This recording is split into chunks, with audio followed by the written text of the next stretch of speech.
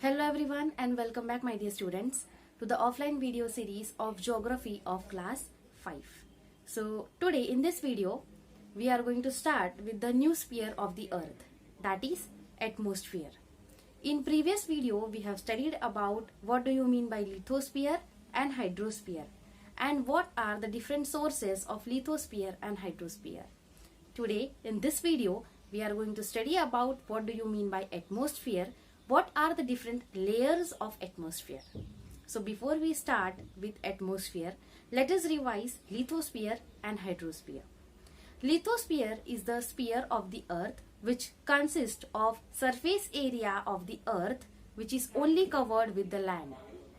Hydrosphere is the surface area of the earth which is only covered with the water. So on earth, 70% it consists of hydrosphere and 30% it consists of land. After that, let us study about atmosphere. The part of the earth's surface which is covered with gases is known as atmosphere. Mainly atmosphere consists of different types of gases. Here are the spheres of atmosphere. So this is the structure and 5 layers of atmosphere. In 5th standard, you will only study about troposphere and stratosphere. When you will go in your higher classes, you will study about all the 5 spheres together. As I have told you that atmosphere is the part of the earth where it only consists of gases. The envelope of air around the earth is known as the atmosphere. So as we go higher and higher from the surface of the earth, the air in the atmosphere becomes very rare. This air consists of mixtures of gases, for example nitrogen, oxygen, water vapor, carbon dioxide, etc. There are some of the other gases too present in the air in very small quantities. So the layers of the atmosphere are named as troposphere, stratosphere, mesosphere, ionosphere and exosphere as shown on the screen. The layer which extends from the earth's surface up to the height of about 13 kilometers is known as the troposphere. Basically, the distance between the earth's surface and troposphere is of 13 kilometers. The conditions in troposphere continuously changes and this also affect the living world on the surface of the earth. Now earth's surface get heated because of the sun rays it receives from the sun. And that is why the air which is found near to the surface of the earth is very hot. As we go higher in troposphere, it becomes cooler. Troposphere is responsible for generation of water vapor and all the other weather related phenomena such as formation of clouds, rain, fog, wind, storms, etc. Aeroplane flies higher in the atmosphere. There, the air is very rare and therefore proper arrangements are to be made for the passengers to get enough air for breathing. Because as you go higher and higher in the troposphere, the amount or quantity of these gases slowly reduces. The next layer beyond the troposphere, up to the height of about 50 kilometers from the surface of the earth is stratosphere. Basically, the difference between stratosphere and the surface of the earth is about 50 kilometers. In the lower part of the stratosphere, there is a small layer of gases which is known as ozone layer. It protects all the living things and living organisms on the surface of the earth from the harmful ultraviolet rays of the sun. The next topic is water cycle.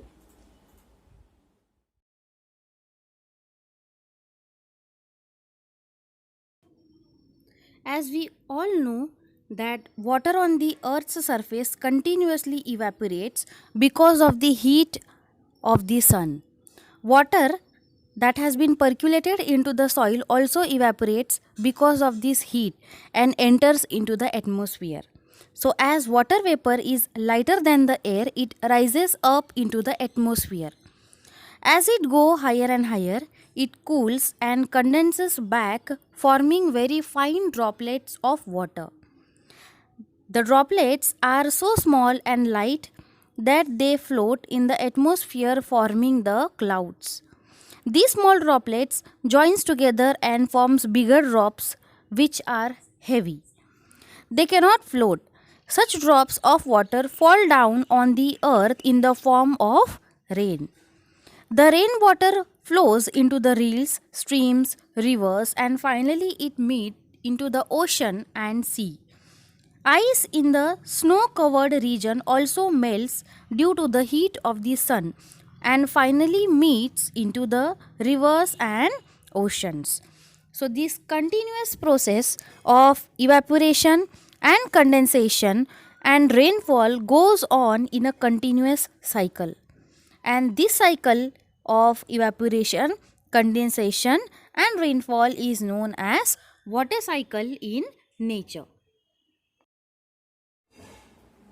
The next topic which we are going to study is biosphere.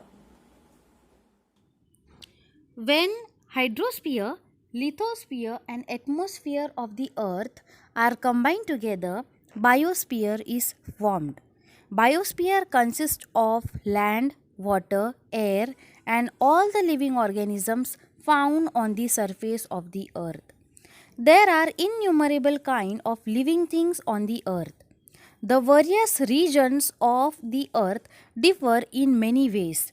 Some regions are always covered with ice, while some are always having the hot climate. There are mountains in some places, while plains in the others. Some places have a lot of rainfall, while others are the dry deserts. There are salty sea and ocean and also freshwater lakes. We see a variety of living things that inhabit these different regions. The polar bear is seen only in the snowbound polar regions. Zebra are only found in Africa. Kangaroo are found only in Australia. These animals are not found in any other region. Elephant and lion are found in the region of hot climate. Even the plants in all these different regions also show a very great variety. This variety is characteristic of those different regions. Many different kinds of plants, animals and microorganisms are found everywhere on the earth, that is on the land, in water and in air. All these living organisms are habitual with the climatic conditions of that particular environment. They have adapted that climatic conditions and because of that they are easily able to survive in that particular regions. They also interact with the sphere of lithosphere, hydrosphere and atmosphere. All these living things exist in all the three spheres and this living world constitutes the biosphere. That means all these three spheres combines together and forms the biosphere.